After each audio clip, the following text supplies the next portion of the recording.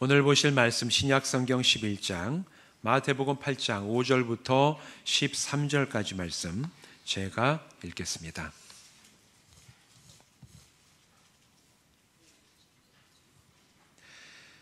예수께서 가버나움에 들어가시니 한 백부장이 나와서 간구하여 이르되 주여 내 하인이 중풍병으로 집에 누워 몹시 괴로워하나이다. 이르시되 내가 가서 고쳐주리라. 백부장이 대답하여 이르되 주여 내 집에 들어오심을 나는 감당하지 못하겠사오니 다만 말씀으로만 하옵소서. 그러면 내 하인이 낫겠사옵나이다.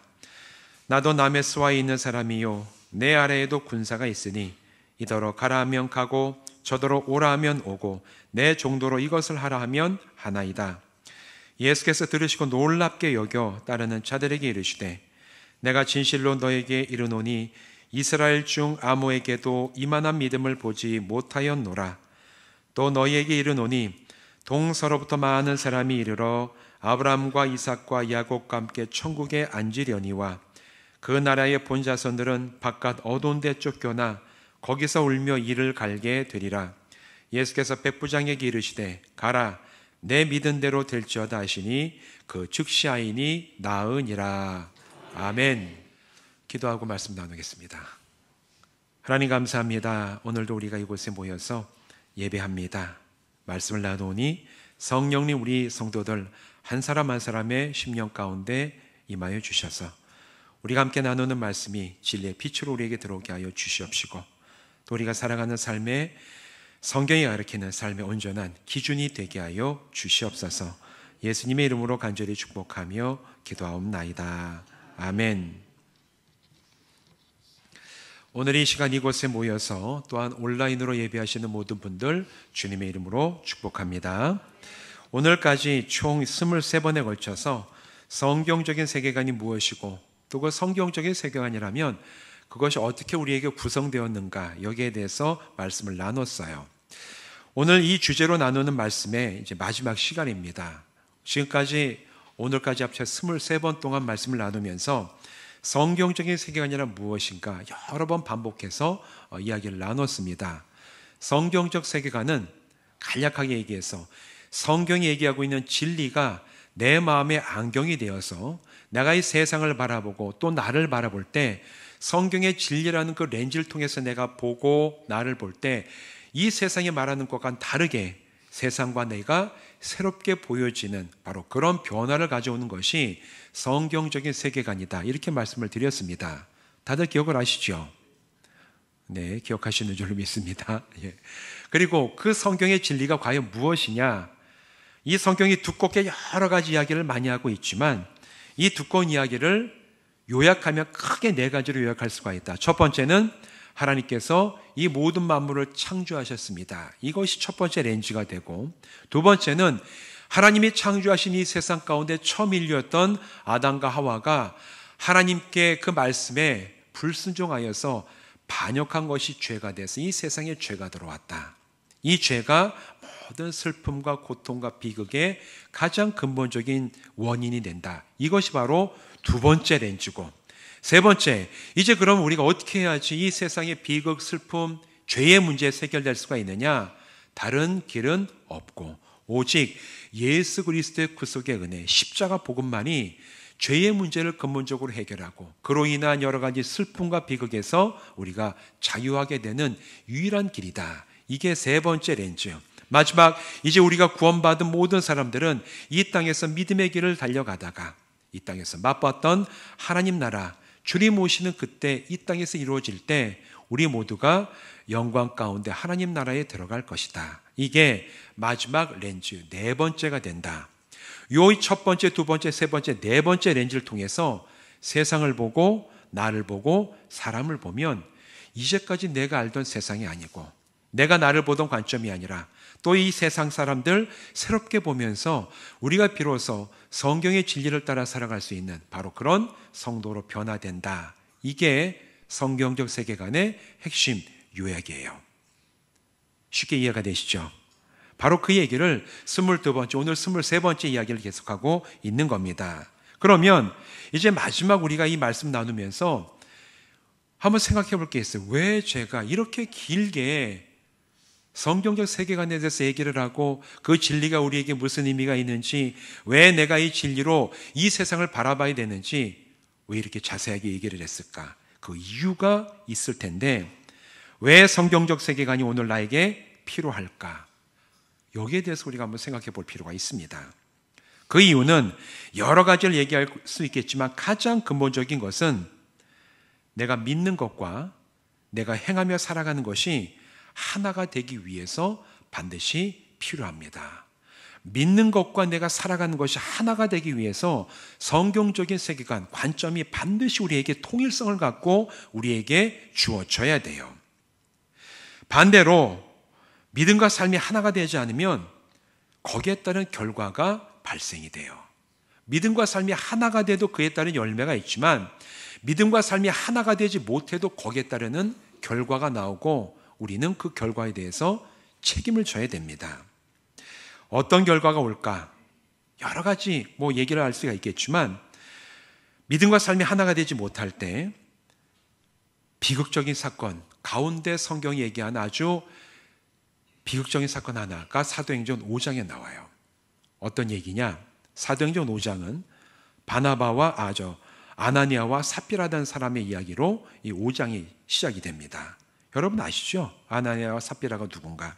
이 두 사람은 초기 예루살렘 교회 성도였어요. 기독교 초창기에 유대교회에서 기독교로 개종할 정도면 이 두 사람 부부입니다. 아나니아와 삽비라는 부부인데 이 두 사람의 신앙은 나름 체험이 있고 또 정말 결단이 있는 그런 신앙인이었을 것으로 우리가 미루어 짐작할 수가 있어요. 처음에 유대교회에서 기독교로 개종할 정도면 믿는 바가 확실하고 뭔가 체험도 있었기 때문에 기독교로 바꿨겠죠. 그런데 초창기 예루살렘 교회는 가난한 사람들이 참 많았어요. 그래서 이들을 구제하는 것이 예루살렘 교회의 중요한 사역 중에 하나였습니다.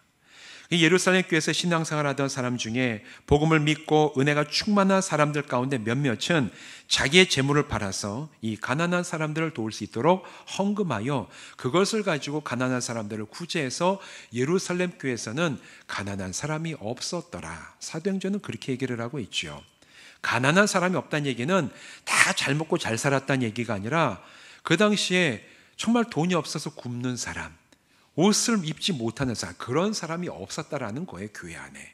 그걸 위해서 필요한 헌금들은 자기의 재산을 팔아서 정말 은혜 받은 그 대가로 하나님 앞에 기쁘게 드렸던 그 사람들의 헌신과 그 헌물에 의해서 그 교회가 구제를 진행할 수가 있었어요.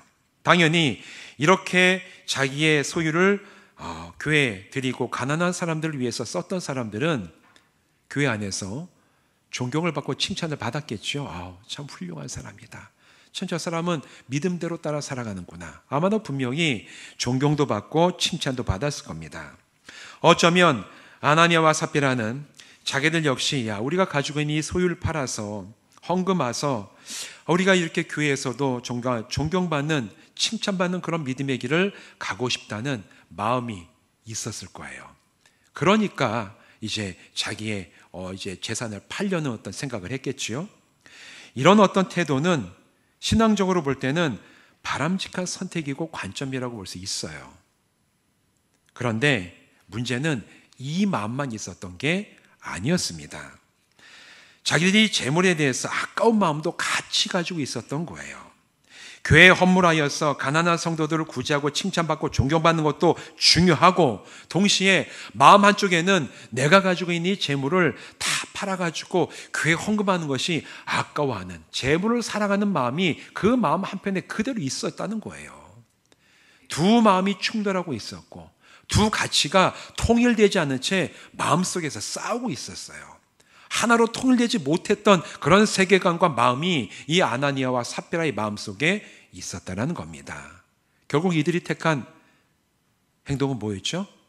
그들이 재물을 다 팔아서 그 중에 얼마를 숨겨놓고 가서 나머지 걸 가지고 예루살렘 교회 초대 지도자였던 이제 영적인 지도자였던 베드로 앞에 가서 내놨어요.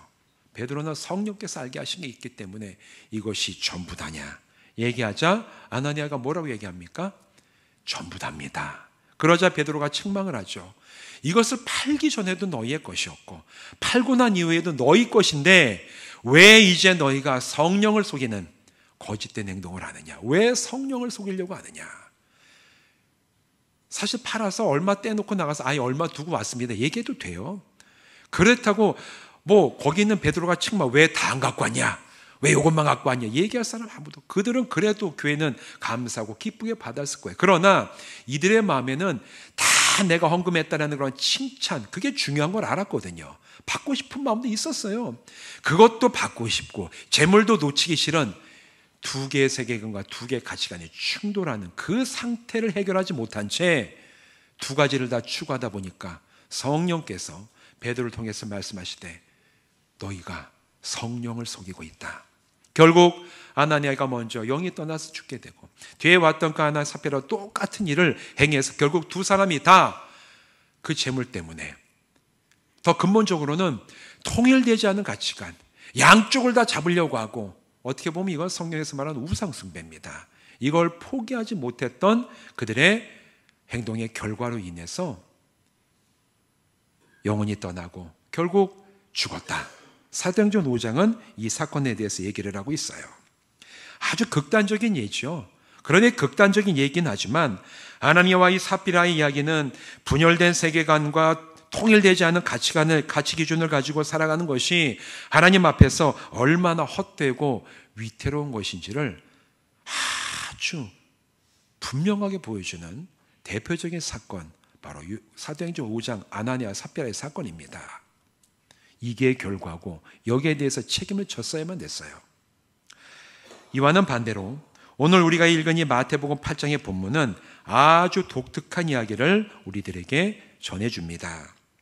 복음서는 사람의 몸으로 오신 예수님이 우리처럼 감정을 가지고 계신 분이심을 곳곳에서 알게 해주는 그런 기록들이 있죠. 예수님이 감정적인 분이셨어요. 복음서를 쭉 읽어보면 예수님이 보여주신 어떤 그런 감정적인 반응 가운데 뭐가 제일 많은 줄 아십니까? 뭐가 제일 많다라고 한번 추측 한번 해보십시오. 예수님 어떤 감정이 제일 많이 드러내신 감정일까? 불쌍히 여기는 것이죠. 긍휼히 여기셨다. 예수님 쭉 보시면 가난한 사람들, 약한 사람들, 병든 사람들, 귀신 들린 사람들, 헐벗은 사람들 보시면서 불쌍히 여기시고 민망히 여기시고 이 분노하다는 건 이제 창자가 끊어진다는 애 끊는다는 얘기거든요. 이제 이런 감정 표현을 하시면서 아주 긍휼히 여기시는 그 마음이 복음서에 곳곳에 나와 있어요. 이게 제일 많이 나오는 예수님의 감정, 불쌍히 여기셨다. 그 다음에 많이 나오는 감정이 뭔지 아십니까? 화를 내셨어요. 화내시는 예수님. 예수님 화내셨을까 안 내셨을까요? 내셨어요. 누구에게 내셨습니까? 외식하면서 정말 백성들을 어떻게 보면 등쳐먹는다 착취하는 종교 지도자들의 그 위선과 외식을 보시면 아주 분노한 마음이 독사의 자식들아, 회칠한 무덤들아, 너희는 무덤과 같다. 겉은 번지르지 하지만 속에는 썩어가는 뼈들이 가득한 그런 회칠한 무덤이다. 이게 다 분노하시는 그 화내는 그런 감정을 가지고 종교 지도자들, 위선하는 자들에게 아주 분노하시는 그런 이야기가 종종 나오죠. 나중에 요한복음 가면 예수님이 감람산에서 겟세마네 동산에서 기도하시다가 이제 잡혀가셔요. 대제사장 가야바의 뜰에 가셨을 때 이 가야바의 뜰에서 제사장의 종들이 예수님을 때리고 조롱하면서 뺨을 막 따귀를 때립니다. 그 사건이 나오는데 예수님이 그때 화를 내시죠. 때릴 게 말로 하지 왜 때리냐? 때릴 게 있으면 말로 해라. 그런 본문도 글로 써 있으니까 실감이 안 나지, 글을 읽으면서 이 상황을 쭉 생각해 보면 예수님이 화내시고 왜 때리냐, 지금 나에게 뭔 죄가 있다고 왜 자꾸 때리냐, 이런 본문도 나와요. 예수님 화도 내셨어요. 근데 예수님이 드러내지 않은 감정이 있어요. 복음서 어느 곳에도 예수님이 이렇게 하셨다라는 감정이 하나도 안 나오는 감정이 있는데 뭔지 아십니까? 기뻐하셨다. 기뻐하셨다는 기록은 다 한 군데도 안 나와요. 웃으셨다, 기뻐하셨다. 이 얘기는 복음서 네 군데를 쭉 봐도 예수님이 웃으셨다, 기뻐하셨다, 이런 얘기는 한 군데도 안 나오는데 일부러 제자들이 적지 않았을까요? 제자들이 만약에 예수님이 웃으시고 기뻐하셨으면 반드시 적었을 겁니다. 왜냐하면 그만큼 드물었기 때문에. 예수님이 웃으시고 기뻐하시는 게, 예수님이 웃으시네, 제자들의 머리에 확 남았을 거예요. 그래서 반드시 기록했을 것인데 한 군데도 안 나오는 거 보니까 예수님은 제자들과 함께 하시는 거 3년 동안 아주 심각한 표정으로 다니셨던 것 같아요. 성경학자들은 왜 예수님이 그렇게 웃지 않고 기뻐하지 않으셨을까? 거기에 대해서 쭉 주석해 놓은 거 보면 예수님께서 하나님의 아들로 이 땅에 오셔서 이 죄의 굴레 아래서 고통당하는 사람들을 보시고 또 그 당시에 유대 땅에서 로마 제국의 압제, 종교 지도자들의 그 착취 속에서 정말 고통당하는 그 당시의 사람들을 보셨을 때 예수님이 너무 가슴이 답답하고 아파서 웃으실 수가 없고 기뻐하실 수가 없었을 것이다. 그렇게 성경학자들은 해석을 합니다. 예수님은 웃으시질 않았어요. 기뻐하시지도 않았습니다. 그런데 오늘 본문에는 예수님이 유일하게 한 번 드러내신 감정이 나와요. 뭡니까? 놀라셨다. 놀라셨다는 얘기가 오늘 본문에 나오는데 이 사건은 똑같이 누가복음에도 요한복음에도 똑같이 기록이 되어 있습니다. 거기에도 똑같이 놀라셨다라는 그런 표현이 나오는 거 보면 예수님이 깜짝 놀라신 것이 제자들에게 분명하게 기억이 됐던 것 같아요. 예수님이 놀라시기도 하는구나. 예수님이 놀라셨대요. 예수님을 놀라게 한 사람은 로마 제국 군대 지휘관인 백부장이었습니다. 예수님이 가버나움에 들어가셨을 때 이 백부장이 예수님을 찾아와요. 그리고는 예수님께 중풍으로 병든 나의 이 하인을 고쳐달라고 간절하게 요청을 합니다. 백부장과 이야기하신 예수님은 이 사람 통해서 이야기 듣는 걸 통해 깜짝 놀리시면서 놀라셨다. 이렇게 오늘 10절 말씀은 성경에 분명하게 기록을 하고 있습니다. 도대체 무엇 때문에 놀라셨을까? 백부장이 예수님과의 대화 가운데 보여준 그 무엇이 예수님을 깜짝 놀라게 했을까? 오늘 세 가지에 대해서 함께 우리가 이야기를 나누려고 합니다. 첫 번째, 백부장이 예수님께 보였던 그 겸손함 때문에 예수님은 놀라셨어요. 당시 유대 땅은 어디의 식민지였죠? 로마 제국의 식민지였습니다. 로마 제국은 다 나라를 영토를 점령한 다음에 곳곳에 식민지를 세우고 식민지를 통치할 수 있는 총독과 군대를 보냈어요. 그래서 유대 땅에도 군대가 주둔하고 있었어요. 반란을 일으키거나 소위가 일어나면 바로 군대가 가서 소위를 진압해. 진압한다는 게 죽이는 겁니다. 그게 가서 반란자들을 처단하고 처형하는 게 그 일을 감당하는 게 로마 군대. 얼마나 이 로마 군대가 무서웠겠습니까? 그런데 이 백부장은 로마 군대가 식민지를 통치하기 위해서 보냈던 군대의 중요한 핵심적인 지휘관이었어요. 100명의 군대 병사들이 이끌고 이 100명을 이끌고 전장에 나가서 이 100명, 백인대라고 성경은 얘기하고 있는데 로마 군대는 이 100명이 가장 중요한 군대의 단위였어요. 백부장이 100명의 군대를 이끌고 식민지에서 전선에서 가서 싸우고 이기는 게 로마 군대의 방식이었습니다. 이 백부장은 부대원들의 투표로 뽑는 지휘관이었어요. 위에서 임명하는 게 아니라 부대원들이 자기들이 가장 신뢰하고 제일 실력 있는 사람을 투표해서 백부장으로 세웠습니다. 그래서 백부장은 전투 지휘 능력도 뛰어나고 부하들에게 존경과 신뢰를 받는 그런 사람만이 백부장이 될 수가 있었어요. 그런 백부장이 예수님에게 나온 거예요. 나왔는데 그냥 나온 게 아니라 자기의 하인의 병을 고치기 위해서 갈릴리 나사렛 촌동네의 청년 예수께 나와서 뭐라고 부르냐 하면 주라고 부르면서 자기의 하인의 병을 고쳐달라고 지금 간절하게 요청을 하고 있는 겁니다. 로마 군인이 황제가 아닌 다른 사람을 향해서 주라고 부르는 것은 아주 심각한 문제가 될 가능성이 아주 많은 호칭이에요. 그런데 로마 군인의 고위 장교가 나와가지고 예수님을 향해서 주라고 얘기를 합니다. 그 예수님이 뭐 대단한 유대 땅의 귀족입니까? 종교 지도자입니까? 아니에요. 갈릴리에서 소문을 들어보니 나사렛 촌동네에 어떤 갈릴리 청년 하나가 나왔는데 예수라는 사람이 아주 그가 사람들에게 놀라운 얘기를 전하고 가르치고 고치더라. 이 얘기만 듣고 나와서 이 백부장이 주라고 부르면서 나의 하인의 이 병을 고쳐달라고 간절히 요청하는 바로 그 백부장의 모습, 겸손한 모습이 예수님을 깜짝 놀라게 했던 겁니다. 유대 시대에 로마 제국 시대 그런 일은 거의 일어나지 않는 일이에요. 어떻게 제국이 보낸 그 군대의 아주 고위 장교가 그 유대 식민지 땅에 별 볼 일 없는 동네에서 촌뜨기 같은 청년 하나한테 가가지고 정말 머리를 조아리면서 주라고 부르면서 내 하인의 병을 고쳐달라는 이런 일이 일어나겠습니까? 일어나지 않는 일이에요. 예수님뿐만 아니라 그 당시 주님의 곁에 있었던 다른 제자들도 다 깜짝 놀랐을 거예요. 아니 이 사람이 왜 이럴까? 아니 어떻게 로마 군대의 장교가 나와서 예수님에게 이런 부탁을 할 수가 있을까? 바로 그 사람이 가지고 있었던 백부장의 겸손함이 예수님을 깜짝 놀라게 만들었던 첫 번째 이유였습니다. 우리 사랑하는 성도 여러분, 예수님 앞에서 겸손한 사람 되시기를 주님의 이름으로 축원드립니다. 예수님뿐만 아니라 사람들 앞에서도 겸손한 사람이 되시길 바랍니다. 바로 그런 우리의 모습을 볼 때 우리를 구원하신 예수님께서 정말 깜짝 놀라는 겸손한 사람 되시기를 주님의 이름으로 부탁을 드립니다.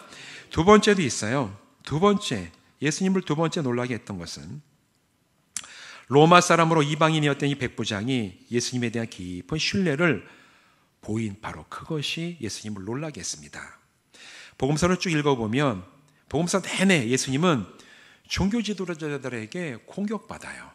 대제사장, 바리새인, 서기관들은 자기들이 하나님의 백성이라고 자부하면서도 이 땅에 사람으로 오신 하나님의 아들 예수님을 알아보지 못하고 오히려 박해했어요. 나중에 예수님을 로마에 넘긴 자들도 대제사장들과 바리새인, 사두개인들 아닙니까? 종교 지도자리였어요. 그들은 예수님을 하나님의 아들로 알아보지 못했어요. 자기들은 유대인이고 아브라함의 후손이고 선민이고 하나님께서 우리를 택하셨기 때문에 아주 자신만만했지만 실상 하나님의 아들은 알아보지 못한 자들이 바로 유대인이었습니다. 예수님의 가족과 친지들도 예수님을 배척했어요. 미쳤다, 정신 나갔다. 심지어 예수님을 잡으려고 찾아왔던 사람들 바로 예수님의 가족과 친척들이었습니다. 그런데 하나님과 아무 상관도 없어 보이는 이방인인 백부장은 예수님을 알아봤어요. 예수님을 알아봤습니다. 하인의 아픈 병마저 치유할 수 있는 능력과 권세를 가지고 계신 분이심을 이 로마의 백부장은 알아봤다라는 거예요. 그리고 그런 믿음이 있었기 때문에 간절함과 겸손함을 가지고 예수님께 나와서 고쳐주시길 바랍니다. 이렇게 간청할 수가 있었던 거예요. 예수님은 이 백부장의 이야기를 들으신 다음에 따르는 자들에게 10절에서 이렇게 말씀을 하십니다. 내가 진실로 너희에게 이르노니 이스라엘 중에 아무에게서도 이만한 믿음을 보지 못하였노라.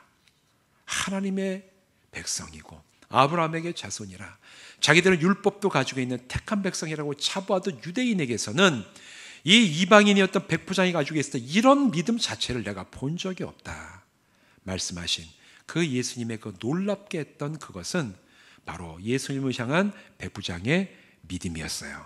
우리 사랑하는 성도 여러분, 주님을 믿을 때 이 백부장의 믿음처럼 주님을 깜짝 놀라게 해드리는 그런 믿음을 가지고 주님 앞에 살아가는 우리 모든 성도들 되시기를 주님의 이름으로 부탁을 드립니다. 이게 두 번째입니다. 세 번째 마지막도 있습니다. 백부장이 예수님에 대해서 가졌던 믿음은 단순히 그냥 종교적인 이유 때문에 그런 믿음이 발전된 그런 믿음이 아니었어요. 하인을 고쳐달라는 간청을 백부장이 했을 때 예수님이 뭐라고 말씀하십니까? 7절에 보면 이르시되 내가 가서 고쳐주겠다 이렇게 말씀을 하십니다. 간청을 하며 가서 고쳐주시는 이 사건 성경에 몇 군데 나오는데 마가복음 5장에 보면 비슷한 사건이 나오죠. 마가복음 5장에 보면 오늘 이 백부장의 사건이 일어난 동네가 갈릴리 옆에 있는 가버나움이라는 동네예요. 그런데 이 가버나움에 회당이 있었어요. 큰 회당이었습니다. 그 회당의 회당장이 누구냐면 야이로였어요. 이 회당장 야이로의 딸이 마가복음 5장에 보면 병에 걸려서 거의 죽게 되었을 때 야이로가 예수님께 나오죠. 주님 나와 함께 가셔서 내 딸 아이의 손을 얹어서 치료해 주시면 날 줄로 믿습니다. 그래서 예수님이 가세요. 가던 중에 죽었어요. 그리고 난 다음에 예수님이 그 죽은 아이를 달리다굼 일어나라 이렇게 말씀하신 다음에 살려내신 사건이 마가복음 5장에 나오는데 그게 바로 가버나움에서 일어난 사건이에요. 백부장을 만난 사건도 가버나움에서 일어난 사건입니다. 예수님은 똑같이 내가 그럼 같이 가겠다 말씀하셨을 때 백부장이 뭐라고 얘기를 합니까? 백부장의 그 대답이 8절에 나오죠. 주여 내 집에 들어오심을 나는 감당하지 못하겠사오니 다만 말씀으로만 하옵소서. 그러면 내 하인이 낫겠사옵나이다. 놀라운 믿음의 고백을 하는 거예요. 유대인들은 그래도 야이로 정도 되면 그래도 예수님에 대한 믿음이 있으니까 나와서 예수님 가서 직접 안수하고 치료해 주십시오. 그럼 낫겠습니다. 그 믿음도 예수님께서 귀하게 보셨죠. 근데 백부장은 그럼 내가 가서 고쳐줄게 얘기하시는 그 예수님 말씀에 오실 필요도 없습니다. 주님 오시는 걸 나는 감당하지 못하게 말씀만 하시면, 여기서 말씀하시면 집에 있는 하인의 병이 날 줄로 제가 믿습니다. 이 믿음의 고백을 백부장은 예수님께 드린 거예요. 예수님께서 말씀 안 하셔도 병이 낫고 회복되는 권세가 있음을 확신하며 드리는 고백이었습니다. 이런 고백 어느 누구도 예수님께 드린 사람이 복음서 안에 없어요. 그런데 이 백부장의 이런 믿음은 그의 삶의 현장에서 발견하여서 예수님을 알아볼 수 있게 된 믿음이었어요. 여러분, 백부장의 직업이 뭐죠? 군인이에요. 백부장은 군대의 지휘 계급의 명칭이 백부장입니다. 100명의 병사를 거느리고 지휘하는 사람은 백부장. 그럼 50명을 거느리는 사람 누굴까요? 50부장이에요. 구약에 보면은 천부장이 나오죠. 천부장은 1000명, 백부장이 움직이는 이 백인대를 10개를 이제 지휘하는 아주 부대의 아주 장군이죠. 이런 사람을 천부장이라고 얘기를 합니다. 백부장 군인이에요. 군인은 전쟁의 수행을 어떻게 수행을 합니까? 상관이 명령하면 그 명령을 그대로 받들고 나가서 싸우는 게 군인이에요. 백부장이 얘기하지 않습니까? 위에서 나에게 얘기하면 저는 그 명령을 받고 나가 싸웁니다. 그리고 나도 지휘관이기 때문에 내 아래에 있는 병사들에게 나가서 싸우라 명령하면 그 병사들도 목숨을 걸고 그 명령을 지켜서 싸웁니다. 이게 내가 경험한 이 삶의 현장에서 명령이라는 권세에 대해서 이 백부장은 너무너무 자기의 이 삶의 직업을 통해서 체득해서 알고 있는 거예요. 명령만 하시면 됩니다. 예수님의 권세를 가지고 계시기 때문에 가서 이런 만족 이것도 필요 없고 말씀만 하시면, 내가 군대에서 명령을 받아 목숨을 걸고 싸우고 내 명령에 부하들이 목숨을 걸고 전투에 임하는 것처럼 권세가 있으신 예수님, 명령만 하시면 병도 떠나갈 줄로 믿습니다. 이거는 백부장의 자기의 직업을 가지고 전쟁을 수행하면서 체험했던 이 명령과 말의 권세에 대해서 자기의 삶에서 체득했던 그것을 가지고 예수님을 알아볼 수 있는 바로 그 영적인 안목이 백부장에게는 있었던 거예요. 바로 이것이 예수님을 놀라게 만든 또 다른 이유입니다. 성경적인 세계관으로 변화된다는 것은 바로 이런 백부장과 같은 안목을 갖추는 겁니다. 성경의 진리를 통해 세상을 보면서 내 삶의 자리에서 내가 만나는 사람들과의 관계 안에서 나의 가정, 나의 일터에서 삼일체 하나님의 어떤 분이신지를 내가 새롭게 알아가는 거예요. 새롭게 보는 겁니다. 사람이 또한 어떤 존재며 오늘 나에게 주어진 하나님의 뜻이 무엇인지를 내가 새로운 관점으로 깨닫고 분별해서 거기에 순종하는 성도로 자라나는 것이 성경적인 세계관으로 내가 변화된 삶을 살아가는 겁니다. 이런 변화가 저와 여러분에게 일어날 때 백부장을 보시면서 놀라셨던 예수님이 저와 여러분 우리의 모습을 보시면서도 놀라시게 될 줄로 믿습니다. 우리에게 필요한 건 이런 변화인 거예요. 여러분, 실제 우리 삶에서 어떻게 적용하시겠습니까? 봄이 돌아왔어요. 이제 다 농사를 또 준비하시죠. 가야 되고, 우리 좀 있으면 이제 교회 텃밭도 이제 장로님들이랑 가가지고 퇴비 뿌리고 갈아엎어야 되는데 매해마다 반복이 되죠. 씨를 뿌리고 과수를 또 정비를 하고 열매 맺을 수 있도록 하는데, 정말 우리가 이제 성경적인 세계관으로 세상을 본다는 것은 내가 일상적으로 농사하는 이 농사가 생명의 주인이신 하나님 때문에 가능한 것임을 우리가 내 일터에서, 나의 밭에서, 내가 일하는 현장에서 알아보게 되는 바로 그것이 세계관이 열린 것인 줄로 믿습니다. 여기에 하나님이 주신 능력이 여기 있구나. 나무가 살아나고 씨앗이 자라나고 열매가 맺히는 것, 생명의 주인이신 하나님이 아니시면 어떻게 이게 가능하겠습니까? 하나님 여기에 살아계신 줄로 믿습니다. 이게 우리가 농사하면서 뜨게 되는 성경적인 세계관인 거예요.